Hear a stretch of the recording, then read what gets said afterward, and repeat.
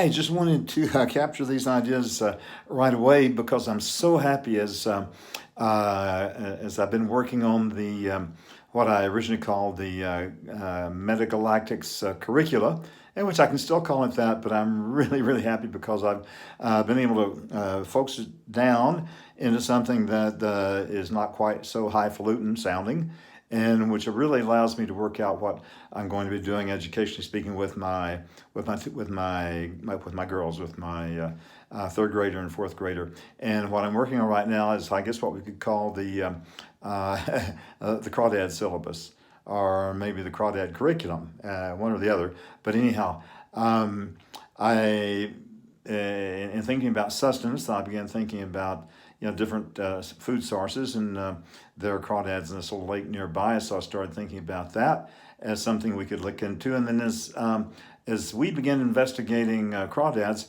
it opens up just about the whole world of knowledge, history and law and science and robotics and drones and and epidemiology and religion and the current situation of the religious wars, if you might call them that here, that we're facing today.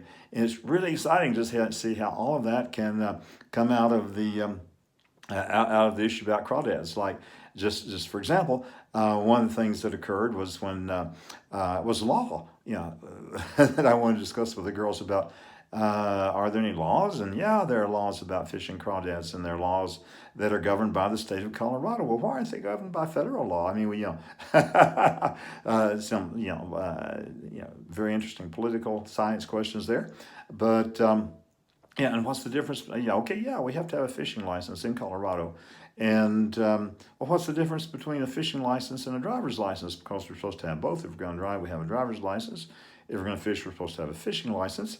And then that morphs into the question of, well, what is the governor of Colorado? Why is he and his government, why are they enforcing, and why has Colorado enforced for a long time, rules about fishing and hunting? All right. And how does that relate to history?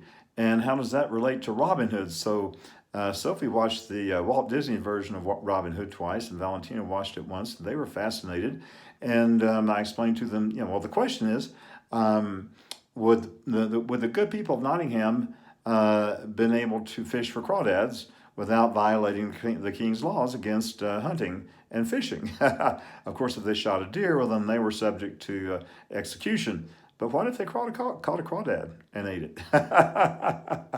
And so, of course, then there's the whole issue about are crawdads good for us to eat? Now, good for us to eat. What does that mean? Are they good for us physically? Well, then there's all sorts of nutritional science involved there. Can they be contaminated because they're living in water? And now it's been reported that there's the coronavirus in the Seine River, pardon, in the Seine River. And the city of Paris has been using it for non-potable purposes lately, and they assure the populace that, of course, there is no COVID virus in the drinking water supply. So, but if you've got the crawdads in our little lake around here, what is the probability that the lake water has been contaminated by the COVID virus or something else?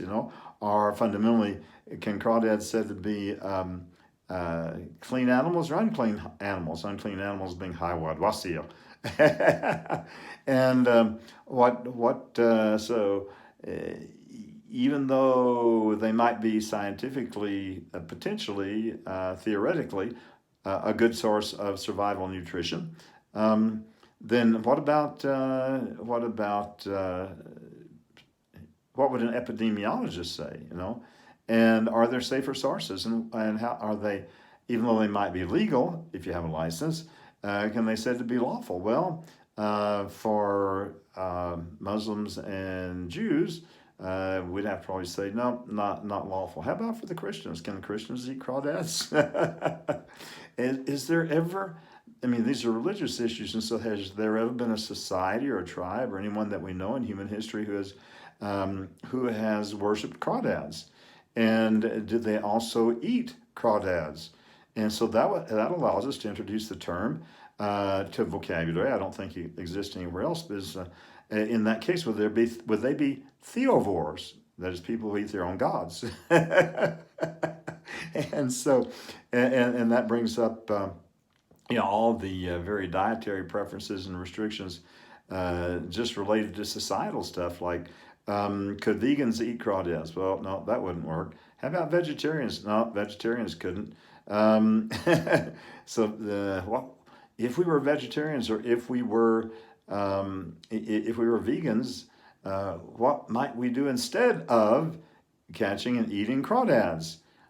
Is there another alternative in the whole context of sustenance in a time of supply chain disruption? And so the thing that one might also ask too is how about crawdads in space? I mean, is there any indication from science that crawdads might have once existed on Mars?